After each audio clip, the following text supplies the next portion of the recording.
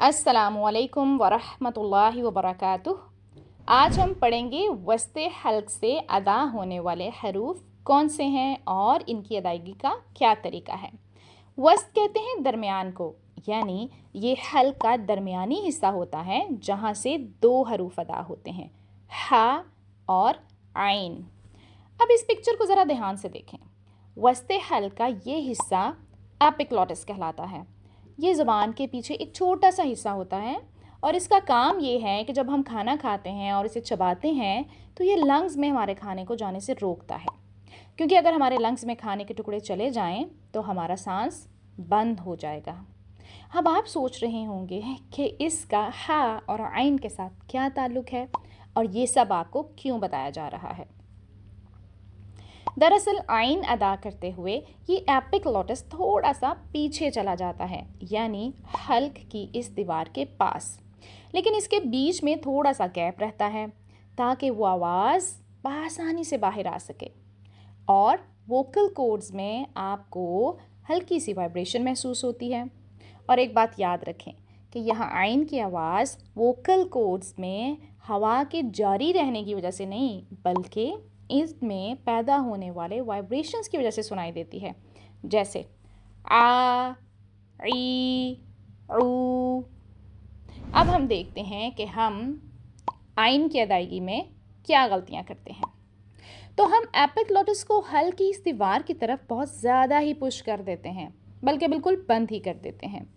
इससे आपको ऐसी आवाज़ सुनाई देती है, आ, ई, ऊ। एक और गलती हम ये करते हैं कि हम आइन की अदायगी बहुत नीचे से जाके करते हैं, यानी अक्सा हल्क के पास। तो फिर ऐसी आवाज़ आती है, आ, आई, ऊ। तीसरी गलती हम तब करते हैं जब हम एपिग्लॉटिस और इसकी दीवार के दरमियान फासला बहुत ज़्यादा रहने देते हैं और आपका आइन बिल्कुल फ्लैट हो जाता है, जैसे आ, ई, ऊ। एक और गलती हम तब करते हैं जब आइन साकिन होता है। हम इसमें कलकला की आवाज़ ऐड कर देते हैं, जैसे या अलमु बअदी। तो इन सारी गलतियों से अपने आप को बचाएं और आइन की सही अदायगी के लिए अपने मुंह को थोड़ा सा खोलें, जैसे आप कोई भी चीज़ खाने के लिए अपना मुंह खोलते हैं, उसे बाइट करते हैं, क्योंकि जब आप बंद करेंगे तो ऐसी आवाज़ आएगी, ओ। इसलिए मुंह को खोलें, आ। होंठों को आगे से गोल ना करें ताकि ओ की बजाय आ की आवाज़ आपको सुनाई दे। अब हम चलते हैं हा की तरफ।